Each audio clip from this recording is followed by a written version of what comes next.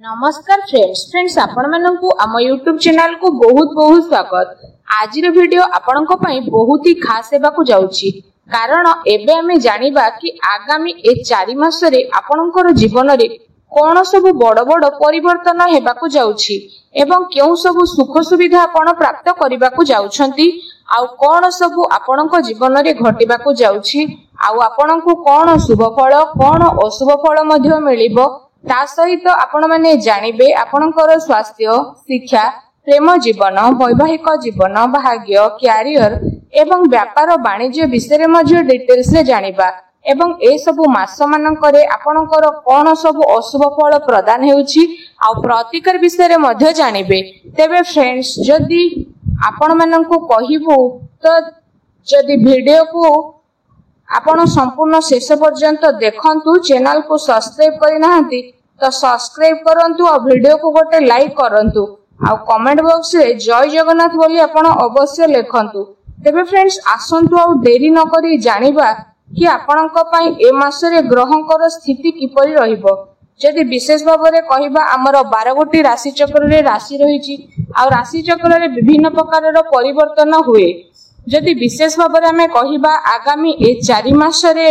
आपणकर प्रथम स्थान रे गुरु बृहस्पति रहिबे द्वितीय स्थान रे शुक्रंक सहित सूर्य अवस्थान करिसेंती आ आपणकर तृतीय स्थान रे बुध जेतु अवस्थान करिसेंती आ पंचम स्थान रे केतु मध्ये विराजित होइकी अछंती आ आपणकर दशम स्थान रे शनि मध्ये विराजित होइकी रहिसेंती एकादश स्थान रे विशेष भाव रे राहु मध्ये रहिसेंती द्वादश स्थान रे मंगल विराजित होइकी रहिसेंती। तेबे फ्रेंड्स जदि एठी हमें आसंतु कहिबा आपण माननकु कि मास गुडी करे आपणकर स्वास्थ्य किपरि रहिबो।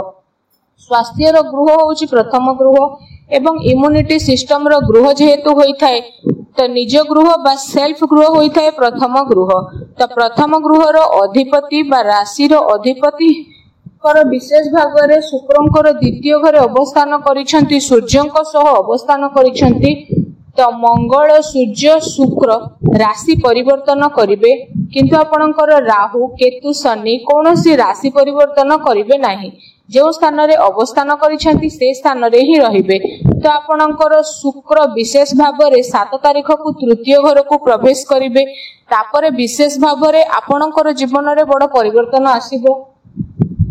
स्वास्थ्यगत समस्या हुए तो किछि देखा दे पारे कारण यात्रा आपण अधिक करिवे काम को नै कि कुआडे बाहर को मध्ये जाई पारंती तेनो आपण को दौड़ा दौड़ी करबा को पड़िबो बहुत ही थकापण मध्ये देखिबा को मिलिबो आ आपणकर काम प्रेशर रे मध्ये मुंड व्यथा समस्या मध्ये देखा दे पारे ता सहित आपणकर इम्यूनिटी सिस्टम टिके कम मध्ये हेबो। तेनो ए समय रे आपण टिके शरीर प्रति निश्चिंत ध्यान देबा आवश्यक रहिछि। तापरे जेते बेले आपण विशेष भाव रे 1 तारिख रु 25 तारिख विषय रे चतुर्थ ग्रह को जेबे शुक्र आसी जिवे तो आपणकर स्वास्थ्यगत समस्या सेते देखा देबो नाही कारण शुक्र जेहेतु केंद्र को आसीबे भल स्थान को आसीबे तो आपणकर जहा भी किछि समस्या थिला स्वास्थ्य को नै कि पूर्वरु छोटा मोटा जहा भी समस्या थिला तो से सब ठीक हेबा पई लागिबो। देखिबा आपणकर शरीर बहुत ही भल रहइबो। आ जेते बेले शुक्र त्रिकोण को आसीबे विशेष भाव रे 25 रु 19 तारिख पर्यंत पंचम घरे रहिबे तो सेते बेले स्वास्थ्यगत समस्या सेते देखा देबो नाही। मन आपणकर भल रहइबो दूर यात्रा मध्ये करि पारंती आ टिके टिके थकापण मध्ये लागि पारे ठंडा किंबा काश भली टिके समस्या आपनको देखा देबो। एते बड़ समस्या देखा देउ नाही। ता सहित जदि एठी हमें विशेष भाव रे कहबा 19 रु 13 तारिख रे षष्ठ गृह को जेबे शुक्र आसीबे तो स्वास्थ्य को नै सर्वोत्तम मास बोली मना जेबो कारण जहा भी स्वास्थ्यगत समस्या रहिथिला तो सब किछि दूर होई के स्वास्थ्य बहुत ही भल रहिबो एवं स्वास्थ्य रे सुधार मध्ये आसीबो। जदि भी किछि समस्या थिला स्वास्थ्य को नै कि चिंता रे रहउथिले तो स्थिति बहुत ही भल रहिबो। आपण आदे भी व्यस्त होंतु नाही स्वास्थ्य को नै कि एबे आसंतु जानि नेबा ए 4 मास आपणकर शिक्षा क्षेत्र किपरि रहिबो। शिक्षा क्षेत्र रो गृह हेउची पंचम गृह तो पंचम रो अधिपति हेउचंती बुध बुधंकर राशि परिवर्तन हेबो। वर्तमान बुध तृतीय स्थान रे रहिचंती परे चतुर्थ परे पंचम एमिति गोचर करिवे किंतु पंचम स्थान रे वर्तमान जेहेतु केतु रहिचंती तो तांकर कोनोसी राशि परिवर्तन हेबो नाही बहुत दिन धरि रही पंचम स्थान रे आ बहुत दिन पर मध्य से रहिबे पंचम स्थान रे। तो केतु होउछंती जेहेतु छाया ग्रह अत्युत ग्रह पापी ग्रह बोली बोधे जहाँ को मना जाए। तो आपणकर मन को सब बेले से भटकेबे आपणकर मन पाठ पढ़ारे लागबनी मन याडे साडे लागिबो आपणकर कोनोसी कार्य रे मन लागबनी विशेष भाव में पाठ को लेकी यदि किसी भी डिसीजन नेबे तो से डिसीजन आपणकर भूल हेबो। तो केतु पंचम घरे बसिबा माने आपणक पई सेते भलो नुह किंतु केतेबेले आपणकर भलो हेबो कि जेतेबेले विशेष भाव में 15 रु 16 भितर स्थिति आपणकर भलो रहइबो पाठ पढ़ा को लेकी जहाँ भी किसी ना किसी भलो देखा देबो आपण किसी एडमिशन नेबा को चाहुछंती बा किसी डिसीजन नेबा को चाहुछंती बा पाठरे किसी गोटे उन्नति करबा पई चाहुछंती किंबा परिवर्तन मध्य करबा को चाहुछंती पाठ को लेकी विशेष भाव में बा एग्जाम अछि। तो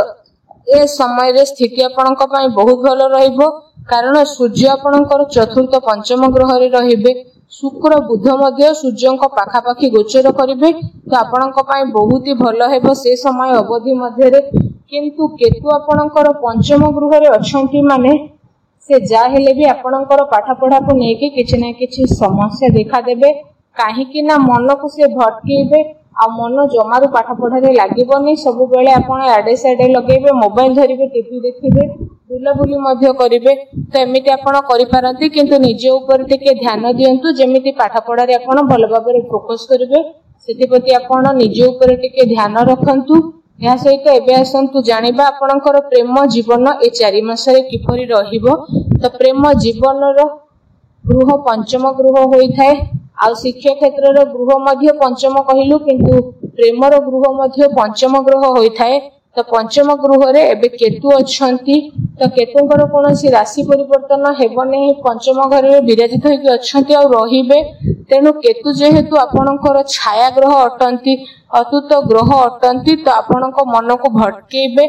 एवं आपण जेते भी भलो काम कले ठीक कार्य करिथिले मध्य सेतिरो कमी बाहर करिथांती माने आपणकर जीवन साथी जे रहिले तांको सहित जेते भलरे टाइम स्पेंड करंतु जेते तांको खुशी रखिया को चेष्टा करंतु किंतु से आपणकर कमी को बाहर करिवे आपणकर दुर्गुण कहिबे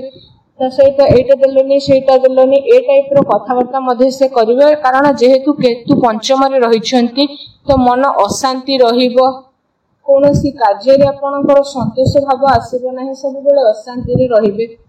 आ प्रेम जीवन रे संदेह मध्य वृद्धि हेबो। तो संदेह करिबारे आपण लागि जिवे आ दुई जनक भितरे छोट मोट कथा को नै मन मतांतर देखिबा को मिले तो सब मास कोन आपणकर खराब रहिबो केतु जेहेतु पंचम रे रहिचंती तो सब दिन कोन खराब रे रहबो नाही आपणकर सेते बेले भलो हेबो जेते बेले बुध एवं शुक्र विशेष भाव रे 1 तारिख परे आपणक चतुर्थ गृह को आसीबे। तो सेते बेले स्थिति आपणकर बहुत भलो रहिबो सेते खराब नुह भलो रहिबो जहाँ भी किछि समस्या थिला सब ठीक हेबो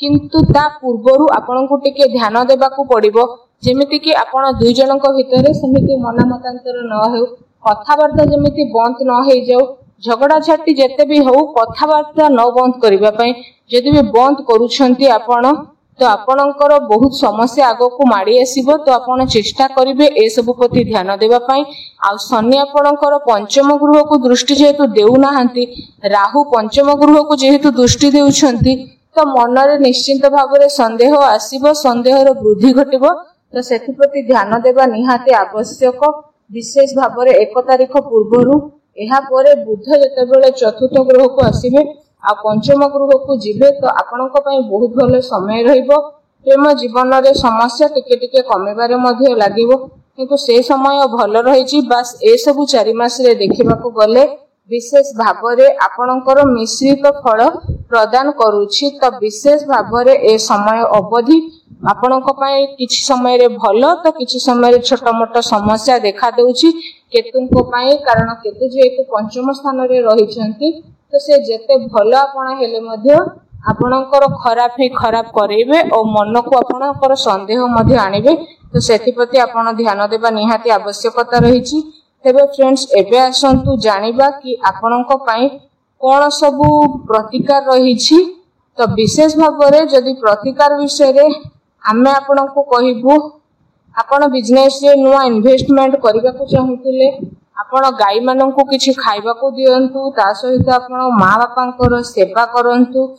एहा सब क्रोध थारु सर्वप्रथम दूरे के रुहंतु स्थिति आपणक पई बहुत भलो रहइबो। वीडियोटी केमति लागला कमेंट करके जणातु। चैनल रे नुआ आस्थिले चैनल को सब्सक्राइब करंतु। धन्यवाद।